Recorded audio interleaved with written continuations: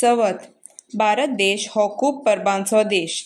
चवथ ही गोंयकाराची सगळ्यांक उमेदीची परब. गोंयकार कितलेय पयस आसूं चवथीच्या दिसा तो आपल्या नीज घरा येताच. 15 दीस पयलींच घराची नितळसाण करपाक सुरवात करतात.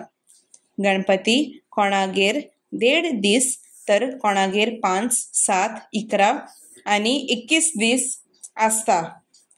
चवथी दिसा सकाळ फुडें न्हावन धुवन सकाळीं तयार जाता आनी मागीर गणपतीची मूर्त घरा हाडटा आनी ताची पुजा करता. घरघरांनी मोदक, नेवऱ्यो आनी चकली करतात.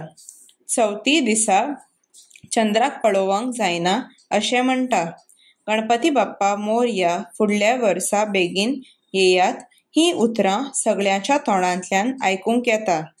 मागीर गणपतीक न्हंयेंत वा बांयेंत बुडयतात. गणपतीची पुजा भौशीक जाग्यांनी बी करतात.